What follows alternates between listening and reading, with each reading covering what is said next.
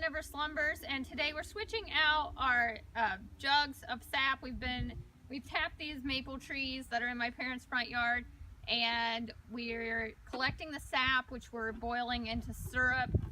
And right now we're just switching jugs. These jugs are full, and it's good if you have all of your lids can match all of your jugs, because then when you switch, all you're going to be switching is the lid to the clean jug. And it's a pretty nice day here for Indiana right now. It's about 45 degrees, but it's been getting below freezing at night. That's why the sap is running. To collect sap, you need a day that's below freezing at night and then above freezing during the day. And once it gets warmer, the sap starts flowing. This tree right here has 2 taps on it right now. It's a big enough tree that it could have 2 taps, but I made the mistake of I wanted to see if this was the hole left from the last time I tapped these trees, and so I just drilled that hole out again, and I was trying to see if it would let me collect sap, but it's really not flowing as well, so I'm guessing you really should drill new holes every time. We have about 4 full jugs here that we're going to collect today. Okay. You can see this tree also has 2 taps on it, and really the tree only needs to be about 19 inches in diameter to put 2 taps on it. And both trees, the other tree that I just showed you was also big enough, but this one you can see what happened when I actually made it.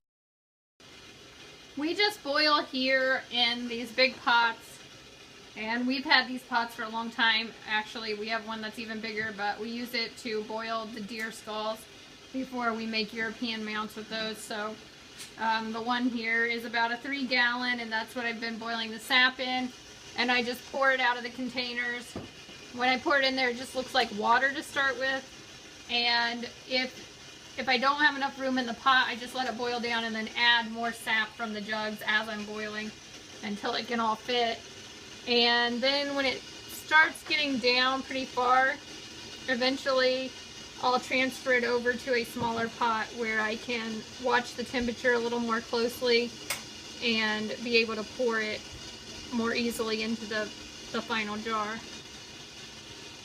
But we don't really use any special equipment.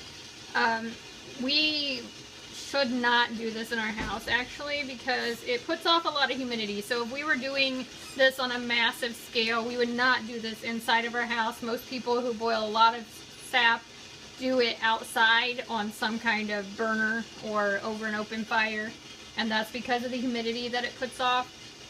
But since we just do a little bit, it's not that big of a deal in our house. It does make the hood over the stove kind of sticky, and I have to clean that once we're finishing, but I'll clean it once we're finished boiling for the year.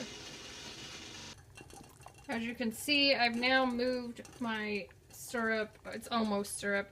I've moved it to a much smaller pot because it was really hard for me to try to put the thermometer down into the deep pot there.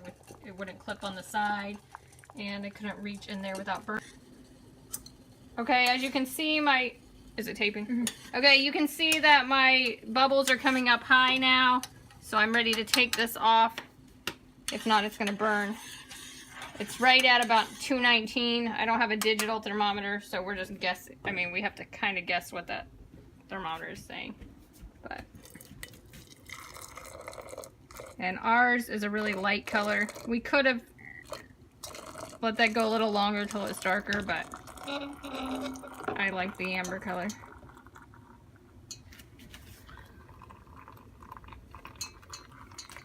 I have to get a second jar, or we're gonna have to eat some pancakes.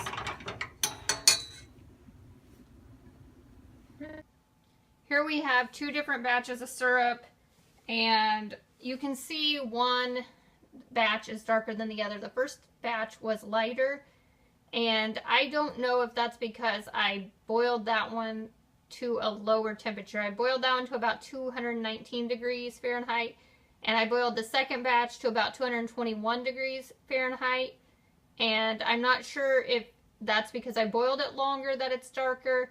I know that when I was researching that online, it seemed to say that the syrup color has more to do with when it was collected. So the lighter color is what the sap that is collected earlier in the season, and then the darker color comes later in the season.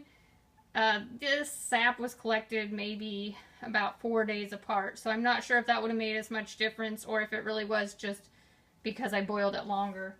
And I have burnt batches before, not this year, but in past years. And when that happens, that's really heartbreaking because you boil for almost 24 hours, and then if you burn that last little bit of the syrup, it's really pretty traumatic.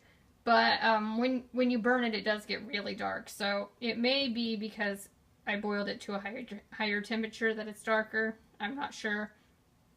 But there's our syrup. She's eating the food groups here, you know, sugar, candy corn, candy cane, and syrup. So how about those? She's dipping pretzels in the syrup. You can eat it on anything. It's really good.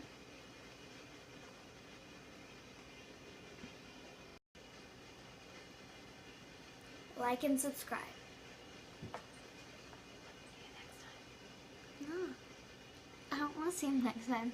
I can't see him. They're on the other side of the camera.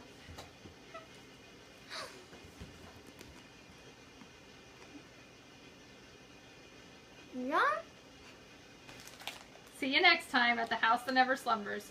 Don't forget to check out the blog for more information about collecting sap and boiling it into syrup.